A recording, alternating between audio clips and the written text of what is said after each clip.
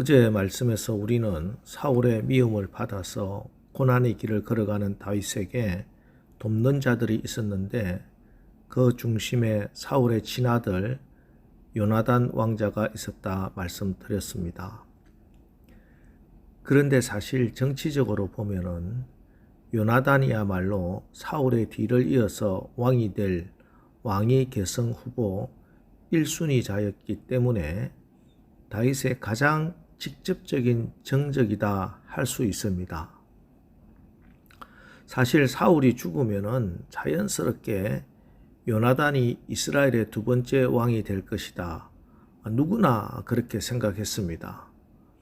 그가 왕자였다는 사실을 제외하고도 우선 그는 용맹스러운 사람이었습니다. 홀로 또 자기의 무기를 든 소년 하나만 데리고 블레셋 적진을 뒤집어 놓은 사람입니다. 블레셋의 간담을 서늘하게 했던 용사였고 용맹함에 있어서는 다윗과 견주어도 결코 떨어지지 않는 사람이었습니다. 그리고 백성들의 마음도 얻었던 사람입니다. 아버지 사울이 해가 떨어지기 전까지 절대로 먹을 것 입에 대지 말라 금식 명령을 한 적이 있죠. 만약 백성 중에 어느 누구라도 먹을 것을 입에 대면은 그는 내 백성에서 끊어지게 되리라. 이때 요나단이 그 사실 모르고 꿀을 찍어 먹었고 나중에 이 일로 사울이 요나단을 죽이려고 했습니다. 그러나 그때 백성들이 요나단을 적극적으로 변호해서 생명을 얻게 된 적도 있습니다. 사실 다윗이 왕이 되고 나서는 계속적으로 정통성의 시비가 있었지만 요나단은 누구 하나 이 일을 제기할 수 없을 왕이 되는데 전혀 문제가 없는 사람이었습니다. 그런데 문제는 이 요나단이 왕이 될 생각이 전혀 없었다는 겁니다. 오히려 아버지의 정적이고 자기의 정적이 될 만한 다윗을 적극적으로 옹호하고 보호하고 살려주고 살펴주고 있습니다. 만약 요나단이 아니었다면 다윗은 훨씬 더 쉽게 사울의 손에 의해서 제거될 수 있었습니다. 자, 이것이 사울이 너무 답답했습니다. 자기 아들 요나단을 이해할 수 없었습니다. 그래서 30절, 31절입니다. 사울이 요나단에게 화를 내며 그에게 이르되 패역 무도한 계집의 소생아 네가 이새의 아들을 택한 것이 내 수치와 내 어미의 벌거벗은 수치됨을 내가 어찌 알지 못하랴. 이새의 아들이 땅에 사는 동안은 너와 내 나라가 든든하지 못하리라. 그런즉 이제 사람을 보내어 그를 내게로 끌어오라. 그는 죽어야 할 자이니라 한지라. 다윗이 사는 날 동안은 이 나라가 든든히 서지 못한다. 다윗은 죽어야 할 자다. 그러나 이 말에 요나단은 절대 동의할 수가 없었습니다. 왜냐하면 그는 다윗을 사랑했기 때문입니다. 그의 사랑의 정도가 어느 정도였느냐? 17절입니다. 다윗에 대한 요나단의 사랑이 그를 다시 맹세하게 하였으니 이는 자기 생명을 사랑함과 같이 그를 사랑함이었더라. 자기 생명을 사랑함같이 다윗을 사랑했답니다. 자, 어떻게 그럴 수 있을까요? 참 이해하기 힘든 상황이지만 그 이유를 추정해 볼 만한 말씀이 15절 말씀입니다.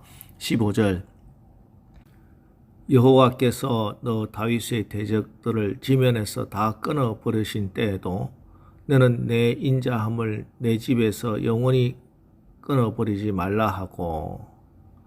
자, 마치 지금 위기에 몰린 것이 다윗이 아니라 요나단 자기인 것처럼 다윗에게 지금 자비를 구하고 있습니다. 이게 무슨 소린가요? 요나단은 다윗이 하나님께서 이스라엘의 왕으로 세우신 자다 하는 것을 알고 있었다는 말입니다. 의식하고 있었다는 말씀이에요. 그럼 어떻게 하나님께서 아무도 모르게 오직 사무엘과 다윗의 가족만 아는 기름을 부어서 그를 왕으로 삼겠다 하는 이 일을 요나단이 어떻게 알 수 있었을까? 모든 인간관계의 기초는 바로 하나님과의 관계에 있습니다. 이렇게 보면 요나단은 하나님을 정말 만난 사람이고 하나님을 지극히 사랑한 사람이었습니다. 하나님을 사랑하고 하나님의 사랑을 입으면은 하나님께서 사랑하는 사람이 보입니다. 우리가 믿음생활, 신앙생활 하다 보면은 그 사람의 행색이 어떠하든 그 사람이 가지고 있는 물질의 정도가 어떠하든 그 사람의 지위 고하가 어떠하든 그런 거 상관하지 않고 우리 주변에 정말 하나님이 사랑하는 좋은 사람들 눈에 보이고 또 마음이 열리게 되어 있습니다. 그러나 하나님과의 관계가 막히게 되면은요, 내가 하나님을 사랑하는 그 관계가 문제가 생기면은 주변에 정말 귀한 사람, 복된 사람이 보이질 않아요. 단지 세상 사람들이 그러한 것처럼 물질이 얼마 있느냐, 얼마나 배웠느냐, 내 사업 관계, 인간 관계에 얼마나 도움이 되느냐, 이런 것에 따라서 그냥 사람을 판단하게 됩니다.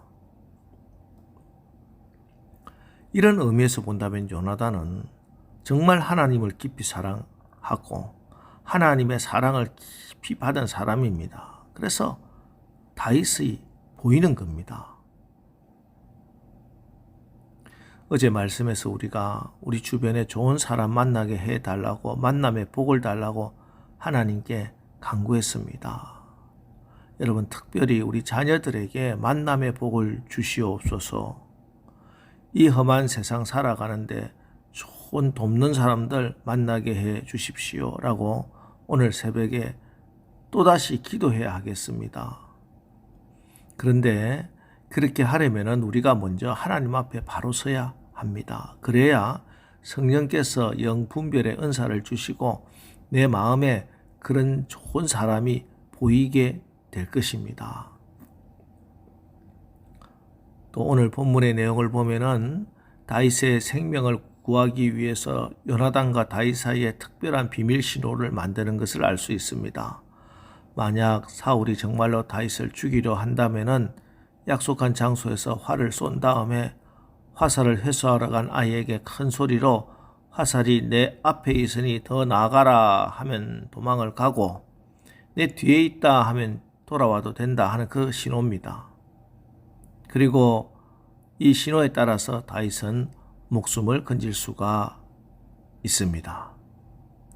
자, 이처럼 다윗과 요나단 사이에 그들만의 만남의 장소가 있고 그들만의 신호가 있습니다. 오늘 새벽 다윗과 요나단의 우정을 보면서 우리 주님이 친히 우리의 친구가 되어 주시겠다 하신 말씀 다시 한번 마음에 깊이 새기시기 바랍니다. 요한복음 15장 13절로 15절 사람이 친구를 위하여 자기 목숨을 버리면 이보다 더 큰 사랑이 없나니 너희는 내가 명령하는 대로 행하면 곧 나의 친구라. 이제부터 너희를 종이라 하지 아니하리니 종은 주인이 하는 것을 알지 못함이라. 너희를 친구라 하였노니 내가 내 아버지께 들은 것을 다 너희에게 알게 하였음이라. 오늘 우리 주님께서 너는 내 친구다. 그러므로 내가 아버지께 들은 천국의 비밀을 다 너희에게 알려주겠다라고 말씀하십니다. 우리가 구원을 얻고 생명을 얻기 위해서 우리가 날마다 승리하는 삶을 살기 위해서 우리의 참된 친구가 되신 주님의 신호를 잘 알아들어야 하겠습니다. 화살이 내 앞에 있으니 더 나가라 하면 도망가고 내 뒤에 있다 하면 돌아와도 무사할 것입니다. 오늘 하루 여러분 어떤 사람을 만나야 할지 고민하고 있다면 먼저 하나님과 깊은 관계를 맺어가시기를 바랍니다. 주님이 말씀하시는 그 말씀 주의 깊게 신중하게 들어야 하겠습니다.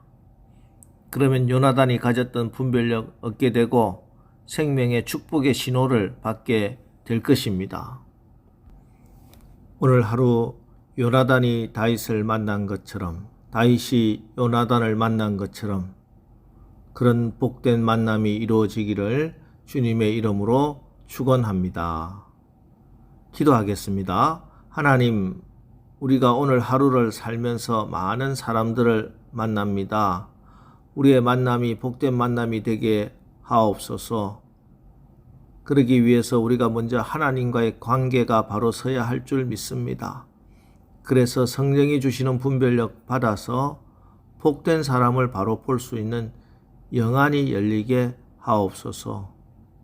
혹 우리가 이 세상의 사람들로 인해 상처를 입었다면은 우리의 참된 친구 예수님으로 인해 그 모든 상처가 치유함을 받고 참된 우정을 쌓아서 주님이 주신 하늘의 비밀을 받아 생명의 능력으로 살아가게 하옵소서. 예수님의 이름으로 기도합니다. 아멘. 자, 이제 오늘 하루도 우리가 하나님과의 관계가 바로 되어서 복된 사람을 분별하고 예수님이 주시는 신호를 잘 알아 모든 어려움 이기고 승리하는 형통한 하루를 살아가게 하옵소서.